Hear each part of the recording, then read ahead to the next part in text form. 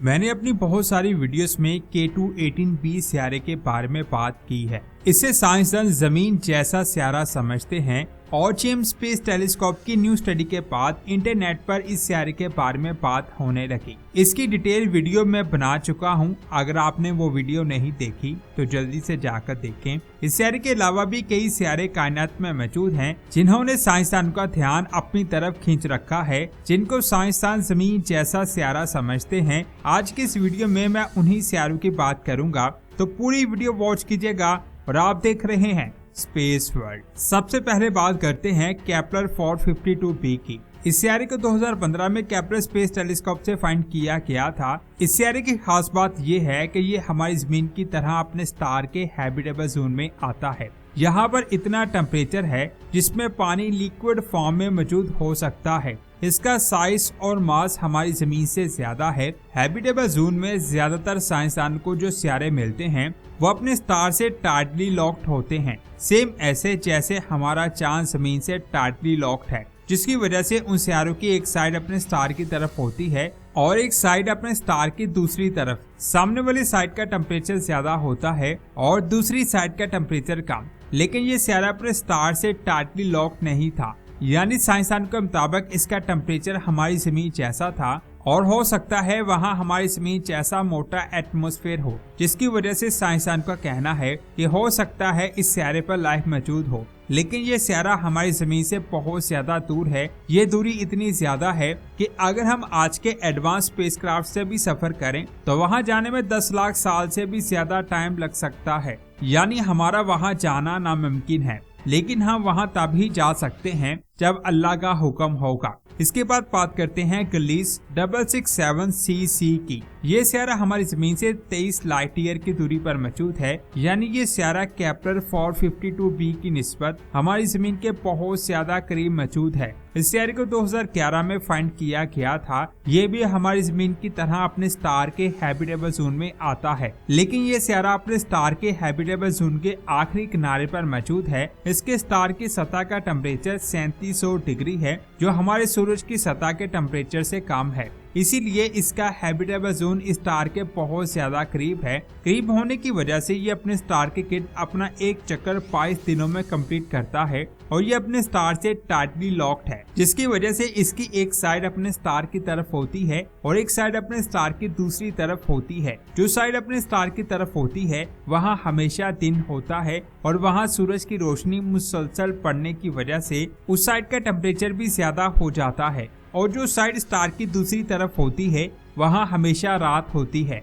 और वहाँ का टेम्परेचर भी बहुत ज्यादा कम होता है। साइंसदान के मुताबिक इन दोनों साइड्स के दरमियान जो जगह है वहाँ ना टेम्परेचर ज्यादा है और ना कम, बल्कि वहाँ ऐसा टेम्परेचर है यहाँ पानी लिक्विड फॉर्म में हो सकता है और यहाँ पानी होता है वहाँ लाइफ के चांसेस भी हो सकते हैं। रिपोर्ट के मुताबिक इसका साइज और मास हमारी जमीन से ज्यादा है, जिसकी वजह से इसे सुपर अर्थ कहा जाता है। इसकी सतह का टेम्परेचर 4 डिग्री है, जबकि हमारी जमीन की सतह का टेम्परेचर -1 डिग्री है। साइंसदान का कहना है कि हम इसे बहुत दूर से स्टडी कर रहे हैं, हो सकता है इसका टेम्परेचर इससे भी कम हो। यहाँ एक सवाल आता है कि ये सियारा हमसे 232 लाइट ईयर की दूरी पर मौजूद है, तो क्या हम इतनी दूरी पर वहाँ जा सकते हैं? मैं आपको बता दूं, बिल्कुल भी नहीं। बेशक ये सियारा केपलर 452b की निस्बत जमीन के करीब है, लेकिन ये भी इतना दूर है कि वहाँ पहुँचने में हमें कई हजारों साल लग जाएंगे, यानी वहाँ जाना नामुमकिन है। इसके बाद बात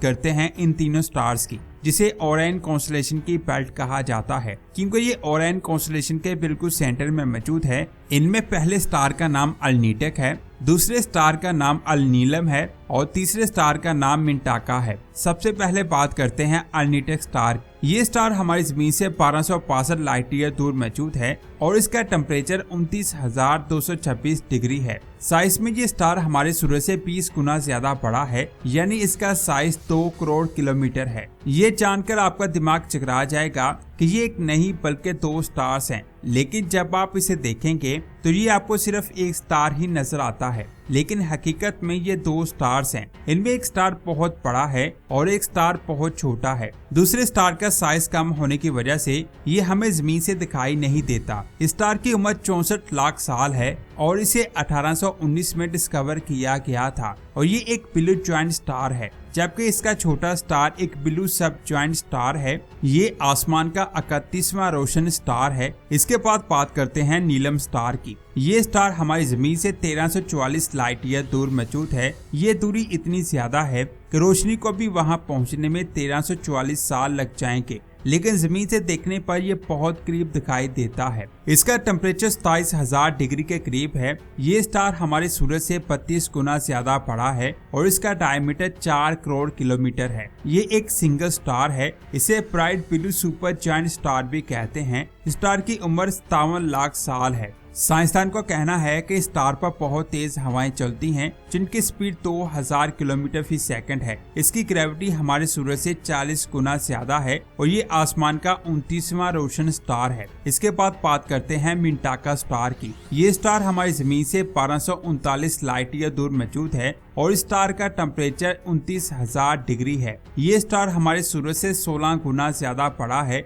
और इसका डायमीटर 2 करोड़ 40 लाख किलोमीटर है। यहाँ भी एक नहीं बल्कि 2 स्टार्स मौजूद हैं। जमीन से देखने पर ये सिर्फ एक स्टार नजर आता है, लेकिन वहाँ एक नहीं बल्कि 2 स्टार्स मौजूद हैं और स्टार का नाम मिंटाका है, जबकि छोटे स्टार का नाम मिंटाका 882 है। ये स्टार हमारे सूरज से 6.5 गुना ज्यादा बड़ा है और दूसरा स्टार छोटा होने की वजह से हमें जमीन से दिखाई नहीं देता। इसकी उम्र 30 लाख साल है। स्टार को भी ब्लू सुपर और ब्लू सुपर जायंट स्टार कहते हैं, लेकिन ये तीनों स्टार हमारे सूरज से बहुत बड़े हैं, लेकिन इनकी उम्र हमारे सूरज से बहुत कम है। यानी हमारा सूरज इन तीनों स्टार से 4.5 अरब साल बड़ा है। मिंटाका हमारा सबसे करीबी स्टार है। इसके बाद अल्निटेक स्टार और फिर अल्नीलम स्टार हमसे दूर है। इन स्टार्स के नीचे आपको और स्टार्स नजर आएंगे जो एक स्टार नहीं बल्कि नेबुला है, जिसका नाम ओराइन नेबुला है। इसको हम आसानी से आम आंख से भी देख सकते हैं। इसका शुमार कायनात की सबसे रोशन नेबुला में किया जाता है। यहाँ बहुत बड़े बड़े स्टार्स की फॉर्मेशन होती है। इसके सेंटर में ऐसे स्टार्स के ग्रुप हैं जो बहुत ज्यादा गर्म हैं। ये नेबुला 12 लाइट ईयर तक फैली हुई है और ये हमसे 1344 लाइट ईयर दूर मौजूद है। इसके बाद इस स्टार की बात करते हैं। ये कोई स्टार नहीं बल्कि ये हमारे सोलर सिस्टम का सबसे बड़ा सियारा जुपिटर है, जो जमीन से एक स्टार की तरह दिखाई दे रहा है। इस कॉन्स्टेलेशन से थोड़ा और आगे जाने पर हमें एक और कॉन्स्टेलेशन दिखाई देती है, जिसका नाम कैनिस मेजर कॉन्स्टेलेशन है। इनमें सबसे ज्यादा रोशन नजर आने वाले स्टार का नाम सिरियस है। ये भी एक डबल स्टार सिस्टम है, लेकिन यहाँ एक नहीं बल्कि 2 स्टार सिस्टम मौजूद हैं। इनमें से एक स्टार छोटा है और एक बड़ा है। ये स्टार रात के आसमान में नजर आने वाला सबसे रोशन स्टार है। इसका रेडियस 29 लाख किलोमीटर है और ये हमसे 8611 लाइट ईयर दूर मौजूद है, यानी पहले स्टार की निस्बत ये सबसे ज्यादा दूर मौजूद है। इसके नीचे एक स्टार क्लस्टर है